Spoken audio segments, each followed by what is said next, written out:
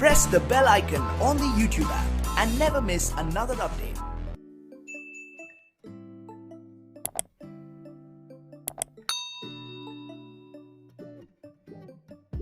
घर શીખીએ ધોરણ 7 વિષય હિન્દી।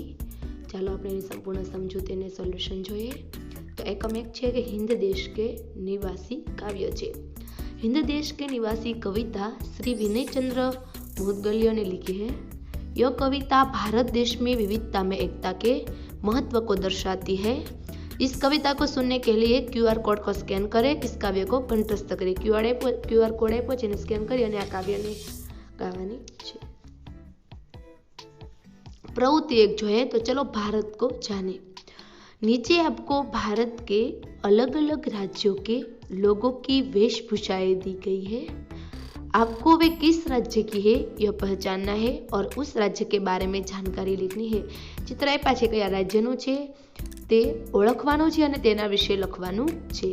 तो पहेलुं चित्र छे ए गुजरात राज्यनुं छे तो एना विषे आपणे लखीशुं कि चित्र एक की वेशभूषा गुजरात राज्य की लगती है। गुजरात की मुख्य भाषा गुजराती है। गुजरात राज्य का पाटनगर गांधीनगर है, उसे ग्रीन सिटी भी कहते हैं। गुजरात में प्रसिद्ध द्वारकाधीश मंदिर, सोमनाथ, अंबाजी, अक्षरधाम जैसे जग विख्यात मंदिर भी है। गुजरात में सभी धर्म में मानते लोग भी रहते हैं। उसका प्रसिद्ध लोक नृत्य गरबा है। गुजरात में तापी, साबरमती, नर्मदा जैसी नदियाँ प्रसिद्ध है। હવે મારી રીતે લખ્યું છે, તમારે આમાં વધારે ઉમેરવું હોય તો તમે લખી શકો છો। બીજું ચિત્ર છે પશ્ચિમ બંગાળનું। तो चित्र 2 की वेशभूषा पश्चिम बंगाल राज्य की लगती है। पश्चिम राज्य की मुख्य भाषा बंगाली है। यहाँ के लोग दुर्गा पूजा का त्योहार बड़े धूमधाम से मनाते हैं। यहाँ की मिठाइयाँ बहुत प्रसिद्ध है। यहाँ की मुख्यमंत्री ममता बनर्जी है। ત્રીજું છે એ चित्र पंजाब राज्यનું છે તો એના વિશે આપણે થોડુંક લખીએ। चित्र 3 की वेशभूषा पंजाब राज्य की है। पंजाब का प्रसिद्ध लोक नृत्य भांगड़ा है। यहाँ गेहूं की खेती ज़्यादा होती है। पंजाब की राजधानी चंडीगढ़ है। अमृतसर का प्रसिद्ध सुवर्ण मंदिर पंजाब में है। यहाँ की लोक भाषा पंजाबी है। चौथું चित्र જોઈને લાગે છે કે તે મહારાષ્ટ્રનું છે। चित्र 4 की वेशभूषा महाराष्ट्र राज्य की है। महाराष्ट्र की राजधानी मुंबई है। महाराष्ट्र की राज्य भाषा मराठी है। महाराष्ट्र का प्रसिद्ध लोक नृत्य लावणी है। गणेश उत्सव महाराष्ट्र का प्रसिद्ध त्योहार है, बड़े धूमधाम से मनाते हैं। चित्र 5 જોઈએ તો नागालैंड राज्यનું છે। चित्र 5 की वेशभूषा नागालैंड राज्य की लग रही है। नागालैंड राज्य की राजधानी कोहिमा शहर है।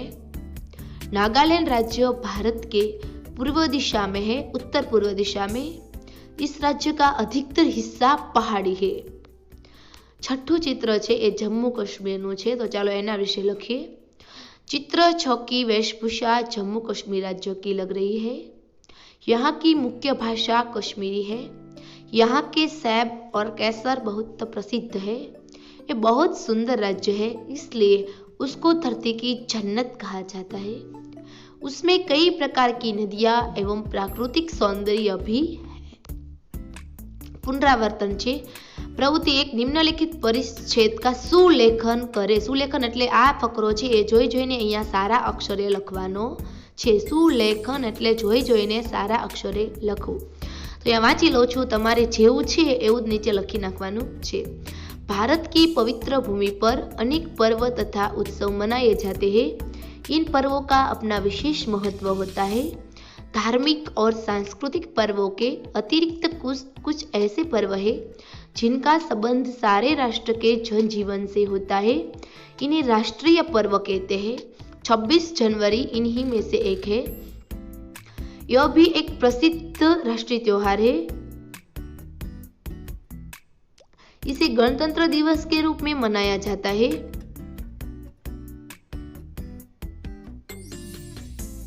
गणतंत्र का अर्थ है जनता का राज्य।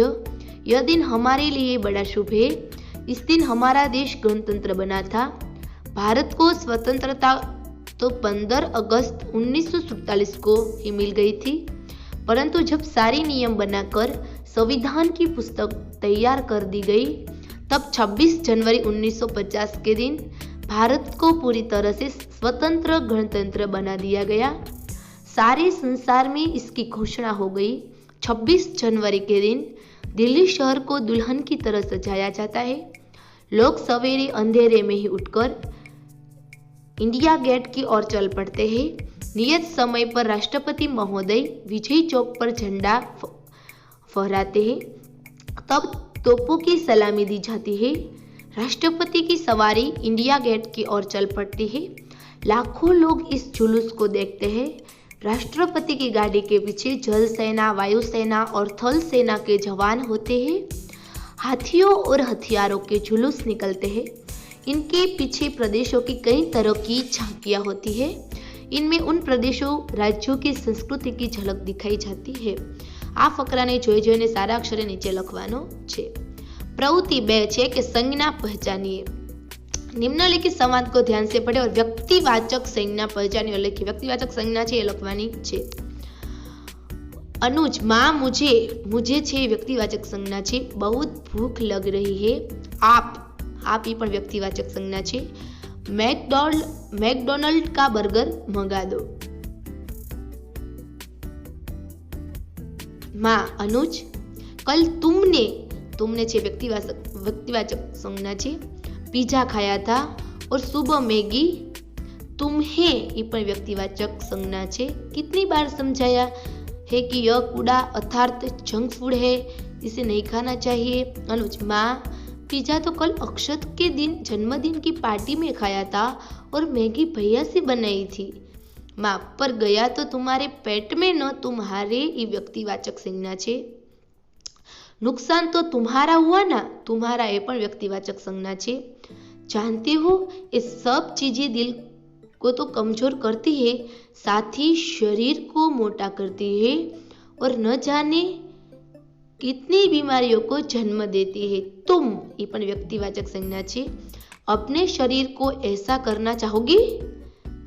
अनुज, सॉरी माँ, अब से मैं, ये व्यक्तिवाचक संज्ञा છે। जंक फूड नहीं, केवल हरी सब्जियां खाऊंगा। माँ, शाबाश मेरा अक्लमंद बेटा। तो आमा व्यक्तिवाचक संज्ञा છે मुझे, आप, तुमने, तुम्हें, तुम्हारे, तुम्हारा, तुम और मैं। प्रवृत्ति 3 છે मुहावरे का अर्थ देकर वाक्य प्रयोग कीजिए। मुहावरो आप्यो છે એનો અર્થ આપવાનો છે અને વાક્ય પ્રયોગ કરવાનો છે। પહેલું છે માર ખા જાના એટલે ધોકા खा जाना। એનું વાક્ય બનશે અલ્પેશ अपने गुरुजी को पहचानने में मार खा गया।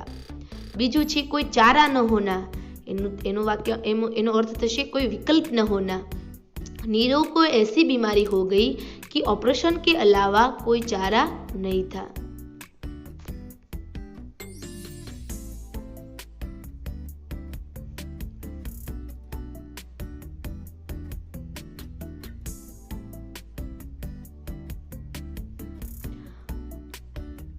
ત્રીજું છે આવ देखा न ताव।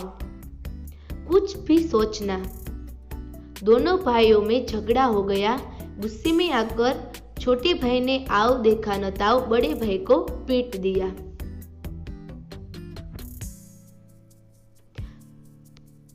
चौथुं छे हड्डी पसली एक कर देना, बहुत पीटना। अजय ने अपने मित्र को ऐसा पीटा कि हड्डी पसली एक कर दी। उसकी हड्डी पसली एक कर दी। प्रवृत्ति 4 છે કે નિમ્નલિખિત શબ્દો કે સમાનાર્થી શબ્દ को યોગ્ય જોડીઓ में જોડે। તો અતિથિ એટલે મહેમાન, અરણ્ય એટલે જંગલ, આજ્ઞા એટલે આદેશ, अनुपम એટલે નિરાલા, અહંકાર એટલે ઘમંડ, આનંદ એટલે હર્ષ અને અનાજ એટલે ધાન્ય। તમારે પણ આ રીતે જોડી દેવાના છે। प्रवृत्ति 5 છે कि नीचे दिए गए वाक्यों में उचित विराम चिन्ह का प्रयोग करके फिर से लिखिए। विराम चिन्ह उपयोग कर फरीथी लखवानुं छे। सभी नारे लगाने लगे महात्मा गांधी की जय। तो अल्प विराम आवशे ने या पूर्ण विराम आवशे। बीजो जाओ इन्हें इनका घर दिखा दो, तो अवतरण चिन्ह आवशे अहींया अने अहींया, अने अहींया पूर्ण विराम आवशे। ત્રીજું છે नेताजी ने कहा तुम मुझे खून दो मैं तुम्हें आजादी दूंगा, तो અહીંયા અલ્પવિરામ આવશે અને આ બે સાઈડ અવતરણ ચિહ્ન આવશે અને આ પૂર્ણ વિરામ આવશે છેલ્લે. वह योग्य सुशील मिलनसार है परंतु थोड़ा सनकी है, तो वह योग्य પછી અલ્પવિરામ પછી ઓર લગાડવાનું, મિલનસાર હે પછી અલ્પવિરામ પરંતુ થોડા સનકી હે પછી પૂર્ણ વિરામ. उसे रोको मत जाने दो, उसे रोको मत जाने दो, तो उसे रोको मत પછી અલ્પવિરામ અને પછી પૂર્ણ વિરામ. તો આ રીતે વિરામ ચિહ્નનો ઉપયોગ કરવાનો છે. અહીં ધોરણ 7 વિષય હિન્દી घरे सीखिए समझौती અને સોલ્યુશન પૂર્ણ થાય છે. गमे तो लाइक करना, शेयर करना और सब्सक्राइब करना मत भूलना.